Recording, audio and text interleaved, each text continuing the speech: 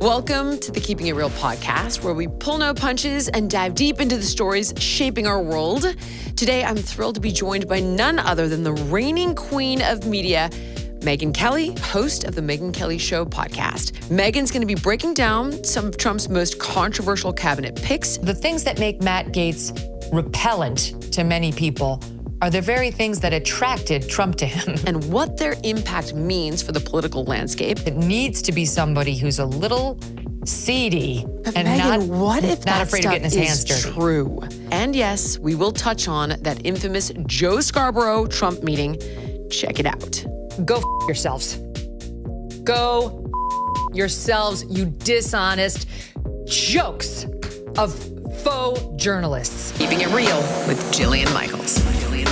Keeping it real. You had quite a reaction to Joe Scarborough going to see President Trump. I was crying, laughing in bed last night watching you. Such a grifter. I'm wondering, though, Megyn, if we don't allow for some grace. No, we don't. No, Stop it right now. But how do you no. bridge the divide? Yeah, we don't need to. He's a dishonest broker. He's a liar. He spent the past 4 years, beyond 8, telling us that Trump is a uniquely awful person, racist, sexist pig, fascist, Nazi, Hitler. That you don't negotiate with that. You don't make up with that. That's not somebody who was like, I didn't like Trump, but I'm willing to try. That's a dishonest, bad actor whose voice should be excised from the conversation, not propped up, not listened to, not made easier or more robust by access to the now sitting president or about to be. No, nothing good is gained by Trump and Joe Scarborough having a come to Jesus. The only point in Scarborough doing it is his ratings are in the toilet. They are circling the bowl right now. He's feeling desperate that his multi-million-dollar contract is going to evaporate along with that of his wife. And they'll do anything to try to save their own careers. I mean, I've been watching them, Jillian. I watch All in Media very closely along with my team. And he is the one who was out there saying, the best Joe Biden ever, the best ever. 2 months before he imploded on that debate stage. He lied over and over and over because it was important to him to have access. Biden watched Morning Joe. He wanted to be in this power-broking position. And so he lied to cover for the guy. Then Kamala got on board. He started lying about her, telling us what an amazing candidate she was and how inspirational. I mean, it just couldn't be honest about any of her weaknesses. The lies about Trump, none of that should be rewarded with access to Trump. And by the way, it pleases no one. His audience doesn't want to see it because he's made them hate Trump with a passion. Okay. And the right doesn't want to see it because we've been watching Scarborough and already hate him with a passion. So the only reason to do it is to try to jack up numbers because he thinks there'll be some sort of hate watching or curiosity watching if he manages to get Trump on there or reports something about Trump that's new. And I don't think there's anyone in the mood to save his career right now. Well, here's the reason I'm asking is because he's one that represents many. And you've pierced the veil of legacy media, and you've thrived in legacy and new media. So the real question that I think I'm trying to get at is, why is the vast majority of legacy media targeting Trump, or have they targeted Trump? How come their agenda is elect Kamala at all costs? Okay, now that's not an option, but most are relentlessly continuing to critique him and his cabinet, of which I have some questions for you because I don't even really understand. To be honest, it's confusing me. So why is that their agenda? What am I missing about that? And then they've always been left. Sorry, go ahead. No. Well, and then subsequently, that's why I'm wondering what the alternative is. Because it's like, do they go and make peace and try to present a more neutral point of view? Or do they continue to just relentlessly go after him, which could compromise, in my opinion, his ability to have a successful second term like the Russia hoax the first time? So first of all, they are left, and they've been left for a long time, and they've been doing this to Republicans for a long, long time, long before Donald Trump came on the scene. Right. So it's not entirely about Donald Trump. It doesn't really matter who it would be. If it were a Republican, they would be doing this to him. That's a time-honored tradition on the left and with our media, and it's not going to stop anytime soon. They really hate Trump because he doesn't kowtow to them, because he doesn't comply with any of their declared norms, because while he does need them, his attention is his oxygen. He will be quick to discard them if they don't do what he wants, and they can't stand that. They're used to being able to control a politician or someone in power more with their negative coverage or their threats of negative coverage. So I think that's all in the mix right now. But as to your second question, no, it's fine. Media is getting more polarized by the day, and it's a natural, welcome, expected, necessary reckoning. Is it? We used to be this way in our country. Yeah. I heard you say they've radicalized you, and I feel myself slipping, being less neutral, and I'm alarmed by that. I'm getting more aggressive in my arguments about health, about RFK. The tolerance is leaving me. And then when you said they radicalized me, and they did, Megyn, they forged you in fire. They created their biggest adversary. And it's like, is there no going? So you think it's a good thing. Why? Yeah, because Jillian, I think like you, I came up, in a Democrat family. I was surrounded by all Democrats. Most of my friends to this day are mostly Democrats. So I have a lot of love in my heart for Democrats. It's not that I hate Democrats or I hate people who are on the left or who disagree with me politically. No, my mom's a Democrat. Like, people who I love more than anything are Democrats. Yeah. It's fine. I have nothing in my heart that's evil toward them.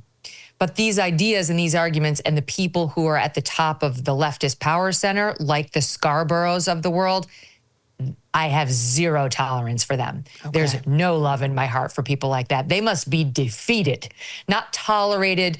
They must be brought to heel. That's it. There's no working together. I tried for years to be open-minded, to listen to them, to, okay, I'll do a little self-flagellation if that's what I need to do in order to have a conversation about the things that matter. There's no doing that.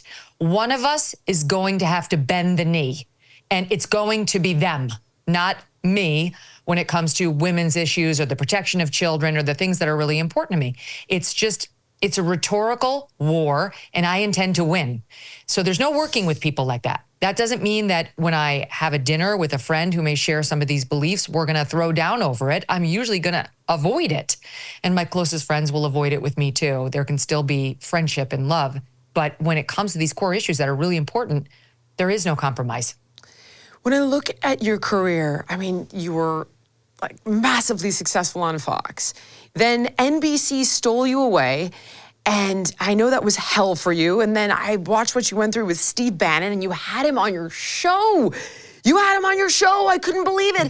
That unto itself, your journey with Steve Bannon is an entire podcast. And then you're thriving in new media. So I'm wondering, of all these moments in your career, was there a pivotal one that was the most significant, that shifted you, that changed you? You've been through it all. I'm wondering what impacted you the most. So first of all, it's kind of crazy because not only did Steve Bannon and I make up, but I love that guy now. I really admire him and like him and see him as just a true genius. And I'm very glad that he's in my life. Wow. So a total 180 on him. It's been I actually more bizarre hate for me him than because of anybody. what he did to you. I specifically hated him for that. No, I couldn't stand him. And my assistant, Abigail, she's got the long list. She's the elephant who never forgets anybody who crosses me. And I'm much quicker to forgive than she is. And she was like, the one person you cannot forgive is Steve Bannon. And I was going to see him at CPAC. And she's like, but you're not going to hug him. You're not going to shake his hand, are you? I'm like, I don't know, Abs. She's like, I forbid it. And so when he was going to come on, because I had complimented him, we had this back and forth, she was very uncomfortable with it. And I'm like, Abby, I just have to tell you, I am over it. And Doug is over it. There were death threats, Megyn. I know, but all I can tell you is that all this time went by and I just saw it very differently. How? I just started Explain the shift, because we have no forgiveness for the Joe Scarboroughs of the world, which I understand. I'm with you here. But this is a man that legitimately tortured you, tried to destroy you personally and professionally, and you were getting death threats, and you have children, and you have found a way to forgive. How? Okay, so where is this shift? He did not attempt to destroy me personally. That's what's important to remember. Okay. He tried to destroy Megyn Kelly, the brand, which is in the arena and which is fair game. Now, it happens to be attached to the real me, but that was never, his goal was never to hurt me or have me, beaten up on the streets of New York. His goal was to silence me and undermine my credibility because I had hurt Trump, or in the view of some, I had tried to, which wasn't my goal in asking that debate question. I just was throwing fastballs at everybody, and Trump's weak spot was very obvious. Anyway, and once I sort of had time to see what Steve Bannon does, like what a very clever and effective operator he's been, not just against Megyn Kelly, but against his enemies, his political enemies, I started to be able to categorize it. Like, I shouldn't be so full of hubris that I thought that was about me. I was one in a chapter of many who Steve Bannon needed to undermine because he was trying to win the presidency for someone. The stakes were enormous. And so if he had to pile on me with all these Breitbart reports and nasty comments, then that's what he had to do. He doesn't fight clean, and he admits that. And at the time when you're on the receiving end of it, it's highly unpleasant. And I did harbor resentment toward him for a long time, but I'm just over it. We have the common enemies now, and it's just more important to be aligned. And I respect now his ability to win fights rather than fear it. Can you explain to me some of these cabinet appointments? RFK, I can handle. I got that one. Matt Gaetz, and I admit to knowing very little about this guy, except supposedly there's like a sex trafficking thing, and his ex-business partner was brought up on charges for that. But then, I had to do a show with Dave Smith the other day, and I'm defending RFK, and he's defending Matt Gaetz. And I thought, all right, I am definitely missing something here, because is this guy like a scumbag or is he great? So tell me, because I can't figure it out. What's the story with this guy? Well, I would say that Trump wants to hire Gaetz for the same reason America wanted to hire Trump. Okay. Like, he's a fighter, he's a disruptor, he's a middle finger. And Trump really wants all three of those things at the top of the DOJ for obvious reasons. You can't think about it the way we used to think about this position, where you'd elevate somebody with a sterling legal resume who is beyond reproach ethically to go in there and be like the top lawyer of the top lawyers, the boss of all those brilliant minds who came from Harvard and Yale and University of Chicago Law School. It's more like, who's going to go in there, double barrel, the double middle finger, like, no, FBI, you will not be investigating some woman who's going to be praying outside of a Planned Parenthood silently. No, you will not be infiltrating Catholic churches to spy on the congregants. No, you will not be indicting James O'Keefe because he tried to buy the Ashley Biden diary, which, by the way, is not a crime at all. You will not be using the power of law enforcement to harass people whose political views you object to. You will not be labeling parents who object to the COVID protocols as domestic terrorists. And you will not be overstepping your bounds politically by locking up the sitting president or the last president and his top emissaries, speaking of Steve Bannon, to name just one.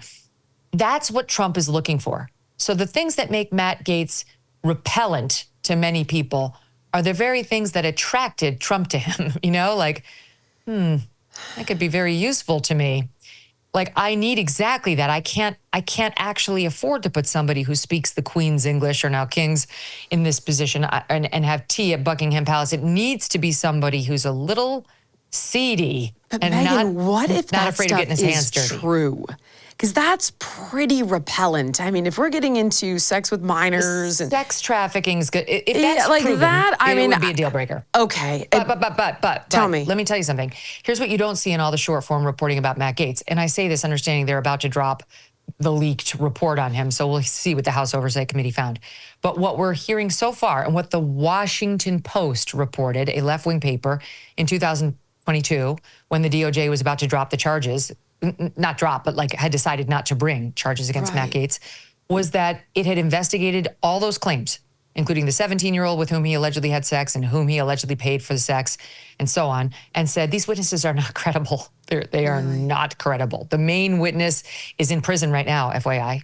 And his chief crime was making up crap about a political adversary, falsely claiming that he had been having sex with underage girls.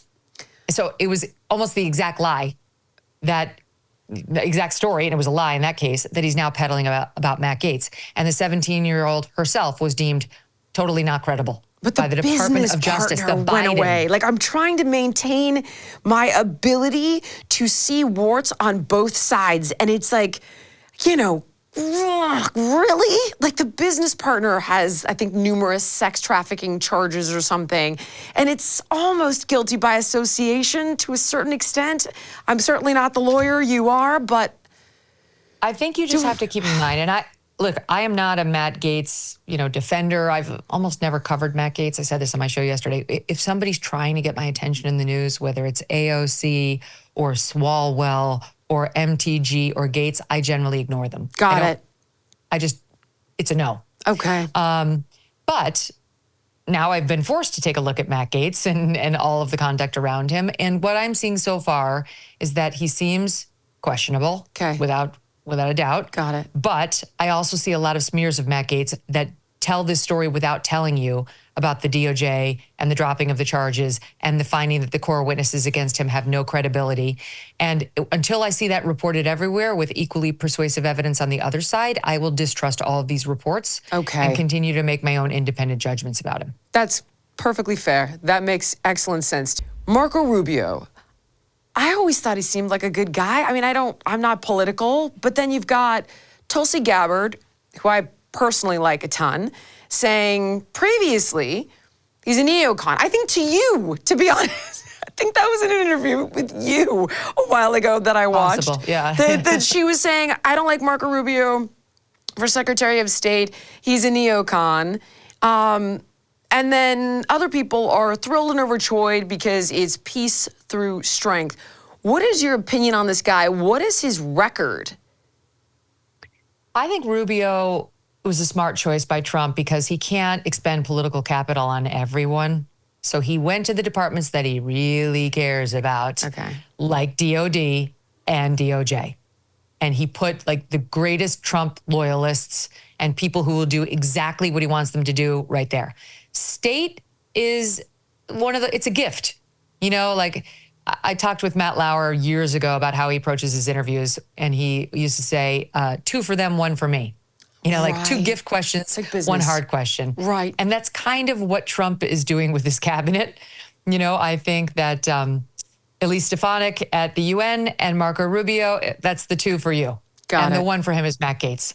And you could go down the list and see it's been sort of 2 normies and 1 diehard Trump loyalist who's going to cause him some problems on the confirmation, but he'll be thrilled to have.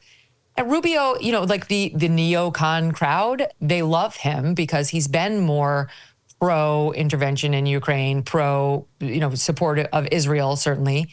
And I think a lot of folks who are, like the Jewish voters and the people who are a little bit more neocon-y, like my friends over at Commentary Magazine, they love these picks because they're worried that the more isolationist right, which is more and more the MAGA right, wants to pull out of everything, wants to shrink our international presence in every way and might not support Israel in the way that we have. So they like Rubio at state, they like Stefanik at UN, and then they can swallow a Tulsi, who they're not huge fans of, as DNI. And then you look at like Glenn Greenwald, right? He's not a Republican, but he's not pro-Israel. He's got a lot of complaints about Israel, but his massive issue is the intelligence state, and just how overreaching they are and how up in our business they are and just how much they've grown and how they've violated civil liberties. Now, he loves a Tulsi, who is the opposite of a neocon. So Trump is assembling this, it's a team. It's not exactly a team of rivals, but they all have very different backgrounds. Like a neoconner with Tulsi Gabbard, you wouldn't normally think would be in the same cabinet. It's been so confusing. But if you look at the full panoply, it does make sense because Trump is not an ideologue. Right. You know what? That actually does help clarify a lot for me because I haven't been able to wrap my head around these choices. And as somebody who feels a bit like I went out on a limb here, you take it almost personal when he is like, Matt Gaetz, and then all my friends are like, are you happy now? And I'm like, Megyn, why? I can explain it to you. And can I tell you something, Jillian? Let me tell you something. I've been where you are. Where you're just kind of like, your eyes are opening and you're realizing you've been misled by this group. Yes. And you can't really necessarily trust the sources you thought you could. I have been on this same evolution. And those friends are going to continue saying that. And you're going to, for a while, feel like, I can't have an opinion that I don't see reflected in like the Times or the Post or, one of my main, like CNN. Yes. Because that's the normie. That's norm. That's what's real. Like I'm going too far. And then you will cross over to the point where you realize these fucking guys have been lying to me for years and I just didn't see it. Yes. And you will be liberated and you will no longer care about what you see in those headlines and what your friends are saying. And you will learn how to generate. Now, and I'm not a conspiracy theorist. I don't go to the dark pockets of the internet. I just meticulously research both sides. I start on Real Clear Politics in the morning. I read editorials from the left and from the right. I listen to Morning Wire from the Daily Wire. I listen to NPR. I listen to the Daily. I listen to the editors from the National Review guys. But that's my job, right? Take in as much news as possible. But to make sure you know what's true and not be spun left or right takes a lot of work. And when you're breaking out of the indoctrination of the left, you have the feelings you're having right now. Speaking of Tulsi for a second, how do you feel? I mean, I would like for you to jump down my throat if I'm misguided here. But when she talks about needing diplomacy with monsters like Assad or Putin, I just think, well, didn't Reagan talk to Gorbachev and didn't Kennedy talk to Khrushchev? And what's the alternative if you don't talk to these guys? What good comes of it? And then I find myself in a situation where, again, I'm defending RFK, but there's a conversation going on that Tulsi is a Russian asset. Didn't that come from she did too well in the 2019 debates and for some reason the DNC went after her? Because she was a Democrat 5 years ago. What do I not understand about the history of this, which is kind of everything? What is the history of this? And what are your thoughts on this? This was started by Hillary Clinton. Why? She started the Tulsi because Tulsi was a rising star within Democratic politics. She had all the boxes checked. She was a woman. She was a minority. She was the first this and the first that. And she was a combat vet, beautiful, well-spoken, amazing. And then she started to be kind of open-minded to what Bernie Sanders was saying and maybe had some problems with the Hillary Clinton messaging and having Hillary shoved down our throat as the Democratic nominee back in 2016. Yes. And spoke up about it and started to make enemies in the party because of that. And then was outraged when she found out the DNC cheated on behalf of Hillary to try to make sure she got the nomination and screwed Bernie. And she was angry and a rift was formed.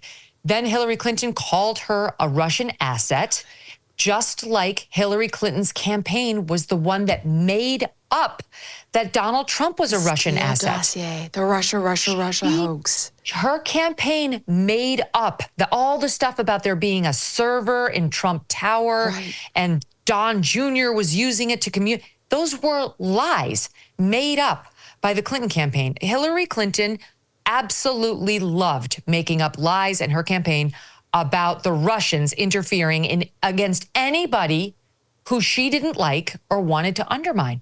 Tulsi was just one of them. Then Tulsi, an independent thinker, quite obviously, winds up leaving the party. And then she says, this war that is going on between Russia and Ukraine didn't have to happen. If we had just listened for a minute to what Putin was saying about how it was genuinely important to him that Ukraine not be, that NATO not be expanded by allowing Ukraine potentially to join it, this whole thing could potentially have been avoided. And was it really so important to us that we not say that? Couldn't we have said that? Couldn't we have listened to him? The other major nuclear power in the world, maybe that was worth more than a day's worth of thought. That is really what is used against her. If you go back and you look at why is she a Russian asset? Okay. That's it. The made up Hillary Clinton stuff, this, and then she met with Bashar al-Assad, an enemy by far, sure, it's no question. And so they say, you know, she's got like, I guess she's getting her marching orders from Assad, Okay. Putin. I mean, Trump himself decided to open up negotiations with Kim Jong-un. I mean, like, Of course, which which makes Bashar al-Assad. perfect sense to me, because what are you going to do? Diplomacy means you talk to your enemies. Isn't that more important than talking to your allies? Like, I do lunges for a living, and common sense would dictate that if you're the most powerful man in the world, you're going to need to talk to these people to stop hell from, you know, freezing over here. So, but you've mentioned something, because for years, Megyn, I was like, I don't get it. Why did you elevate Kamala Harris when you had a rock star in your ranks? And now I see what happened. So she went with Bernie over Hillary and started questioning the party line. I've heard that they pulled all kinds of crazy stuff when Bernie was gaining traction, but at that time I was like, Hillary, Hillary, Hillary. And a lot of the stuff Bernie was saying financially, I didn't like, so I never paid attention to it. What is there on that? What did they do to him? Did they like take the money from him or something? What happened there? Well, there were emails that were leaked, that were hacked by WikiLeaks. WikiLeaks released them, and I mean, that became a national scandal because it showed John Podesta, Hillary Clinton's campaign manager, arranging to things that would help Hillary and hurt Bernie. In particular, they had Donna Brazile cheat at a presidential debate by giving Hillary Clinton the questions. That's how we know that. I got it. I remember this so clearly because Donna Brazile came on my show like the night this broke. And she had the balls to come on. And I was like, you cheated. This is just breaking. You cheated at a presidential debate. She denied it. She was like, yeah, the nerve of you to question my character, my integrity. I'm like, you did it. I see the emails. You gave the questions to Hillary. Well, she's since admitted it. And what happened in that media that you and some others may still feel so connected to, she's gotten not one, but 2 additional very well-paid contracts with media thereafter. Notwithstanding the fact that she cheated at a presidential debate. She was working for CNN at the time. Wow. And she was also with the DNC. She got the questions because it was a CNN debate, and she funneled them to Hillary Clinton to try to help her and sink her adversaries like Bernie, which worked. And she was rewarded, very rewarded. Right now, she's got a very lucrative contract, I'm told, over at ABC News. You know, there are so many things that over the years, when you're just not paying attention, until COVID, when all of a sudden everything is under a magnifying glass, and you're right, it begets more questions, more questions, more questions, and you're looking back because that whole history tells the story of where we are now. And I'm trying to disseminate it, and so many others are trying to kind of tease out the answers to figure out how we got here. And there's something that you said, oh my gosh, Megyn, it was like back in, I think January, you called the game with Joe Biden, and I remember watching it on your show and Dave Rubin's show, and you guys said, I don't know if you even remember this, you're like, there's a rumor that they're gonna kick Biden out right before the DNC. They're gonna have an open convention. I don't know if you remember this. I talked about it on Bill Maher's podcast, and I talked about how you and Dave Rubin were talking about this. And you guys were saying, listen, you know, it could be crazy, it could be Kamala, it could be Michelle Obama, could be Gavin, but there's rumors, we don't know. And it turned out to be friggin' exact. And I'm wondering, you've referenced the fact that we haven't heard the end of Epstein. I don't know if you can talk about this or not, but are there any other predictions? I know you have to go soon, I gotta let you go, but is there anything else like that that you see coming, like anything January 20th we need to know about? Anything like Epstein-esque that's going to drop prior to this? Because I would have thought you were nuts, but for some reason, I was like, it kind of makes perfect sense. I swear to you, I will send you the link to Bill. I'll send it to Abigail so you can watch it. And I was talking about you and Ruben talking about it, and it came true. Well, what's coming? Thank you for that. Yeah, go. I mean, I have no Nostradamus-like gifts. I just follow the news, and some things are predictable, some things are obvious. The Epstein thing, I mean, you did hear some Epstein tapes. They were released by Michael Wolff the day before the election. Nothing came of it, though. Zero. No, because by that point it was too late for October surprise. People were too immersed in the voting process. That there was no stopping that wave that came on election day. If Michael Wolff really wanted to hurt Trump, he should have released it earlier. But even like at this point, it's like, what? He was friends with Epstein. We know that. It was like, oh, he's best friends with Epstein. Sure, he was. Whatever. Just wasn't as effective as he thought it would be. But let's just say I don't think those are the only tapes. And I think there could be more from Jeffrey Epstein. We'll see. But no, I don't have some big prediction about, what's about to happen. My biggest worry right now is for Trump's safety. I really think there are still lunatics out there who believed all the Hitler rhetoric, which is one of the reasons why we do not forgive Joe Scarborough and Mika Brzezinski. Yeah. It's a hard no. They ginned people up. Their rhetoric was dangerous. The actual words and the messaging around Trump were dangerous. And at least assassin number 2 believed them. We don't know much about assassin number 1. We don't know why we don't know much. But my point is, there's still some lunatics out there who believed this rhetoric and who might be plotting something, and he's not that well protected, though he should be.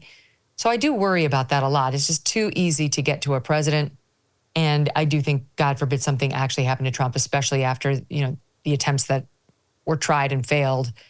It would just rip right down the fabric of this country, even though it would mean elevation of JD, somebody he's right. They're not going to want that. That's 8 years of JD. Mm-hmm. That's the one thing. I was actually talking to Patrick Bet-David about this, and he's like, listen, the minute Trump gets elected, enemy number 1 is going to be Elon Musk, because he's got 50 years of influence, and JD Vance, who's going to do 8. Trump will become enemy number 3, so hopefully that will be some form of deterrent.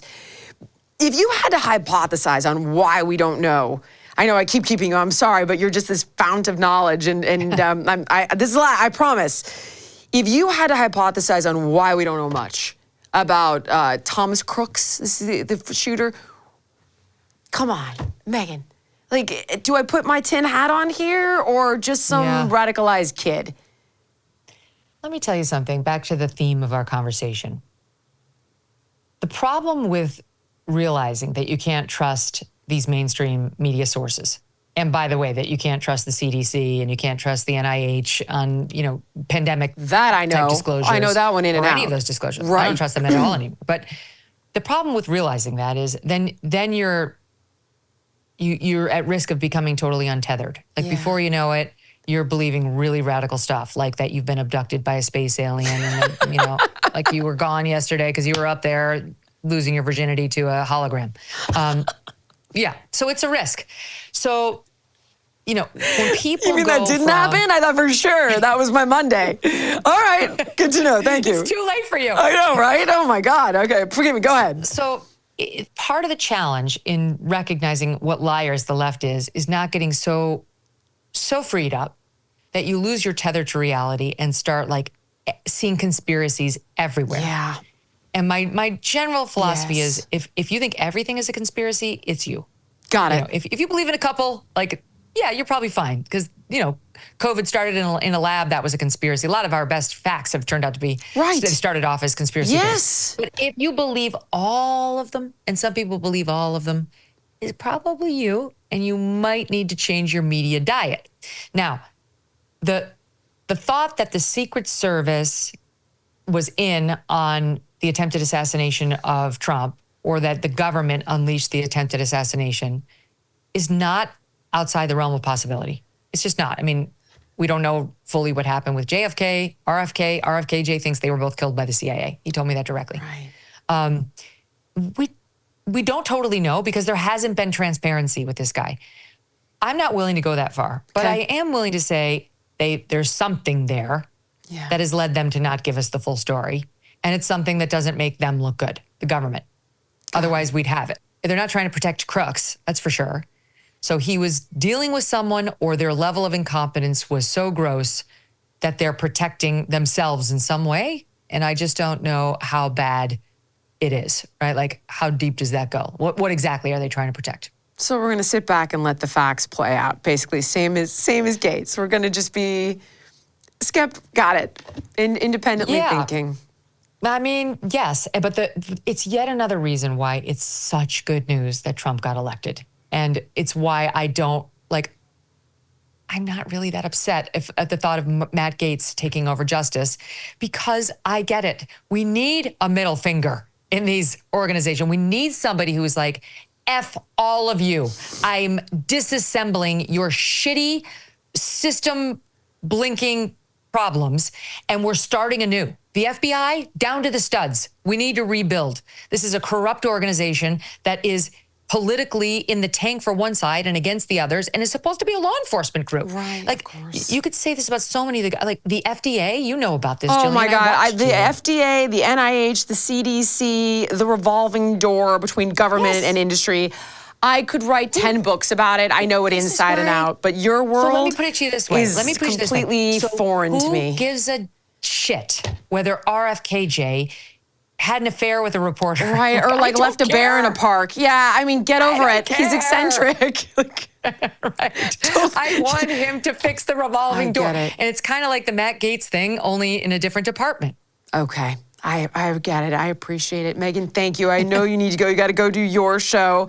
But, God, I mean, I feel like this is ridiculous. It's like, where can we find you? I mean, everywhere. On your show, which is massively successful everywhere. YouTube series. But anything should I drive anybody anywhere? I mean, my God. Well, the best place is just youtube.com/Megyn Kelly if you want to see it. Or you can do any podcast, feed. And if you want to listen to us live, that's sometimes exciting. You got to do that on Sirius XM channel 111 at 12 noon. Thank you. Eastern. You are the queen for a reason. I appreciate you. It's my pleasure.